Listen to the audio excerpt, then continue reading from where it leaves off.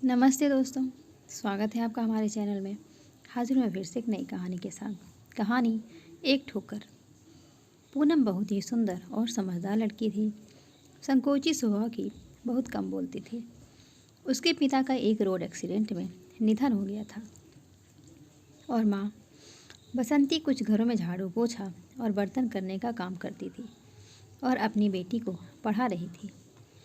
वह सेठ धनीराम के यहाँ भी काम करती थी। सेठानी लीला देवी उससे बहुत प्रेम से बोलती थी और हर संभव मदद करती थी। कभी कभी बसंती अपने साथ पूनम को भी लेकर आती थी। लीला देवी उसे भी बहुत प्यार से रखती थी। एक बार लीला देवी का भतीजा नीरज शहर आया हुआ था। उसने जब पूनम को देखा तो देखता ही रह गया। शादी का निश्चय कर लिया। उसने अपनी बुआ से कहा कि वे कैसे भी करके उसकी शादी पूनम से करवा दें। उन्होंने उसे बहुत समझाया मगर वे नहीं माना। लीला देवी जानती थी कि नीरज को शराब पीने की आदत है और वह कोई काम नहीं करता है। दूसरी तरफ पूनम सीधी सादी प्यारी लड़की है।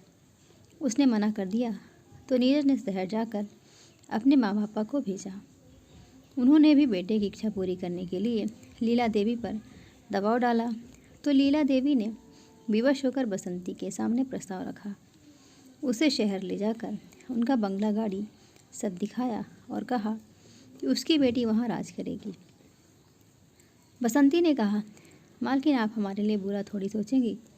वह विवाह के लिए तैयार हो गई। उस समय पूनम 12वीं कक्षा में पढ़ रही थी। उसने कहा, माँ मैं पढ़ लिख कर नौकरी करना चाहती हूँ।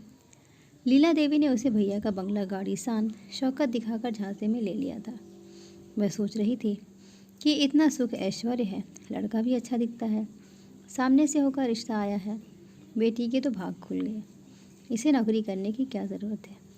लीला देवी ने बसंती को पूरी तरह झांसे में ले लिया था।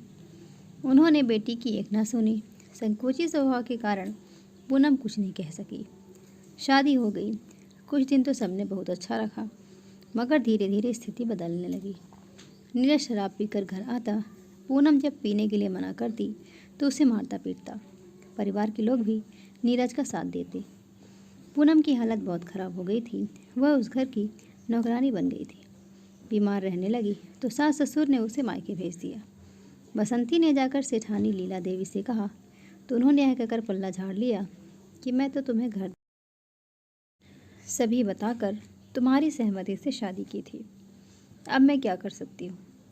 बसंती को दुख हो रहा था कि उसने सेठानी की चिकनी चुपड़ी बातों और बंगले गाड़ी के झांसे में आकर अपनी फूलसी बेटी के जीवन को बर्बाद कर दिया। उसकी सारी खुशियाँ छीन ली। बेटी की हालत उससे देखी नहीं जा रही थी। एक ठोकर खाकर उसने निर्णय कर लिया था कि वह अपनी बेटी को फिर से पढ़ाएगी और काबिल बनाएगी। उसने धीरे धीरे बेटी को समझाया। बेटी ने फिर से 12वीं की परीक्षा का प्राइवेट फॉर्म भरा और अपने जीवन की नई शुरुआत की। बसंती ने सोच लिया था कि अब वह किसी के झांसे में नहीं आएगी और बेटी के जीवन में फिर से खुशियाँ लाकर रहेगी। दोस्तों, कहानी आपको कैसी लगी ज़रूर बताइएगा। लाइक करिएगा। चैनल पर नए हो तो चैनल को सब्सक्राइब करिएगा। धन्यवाद।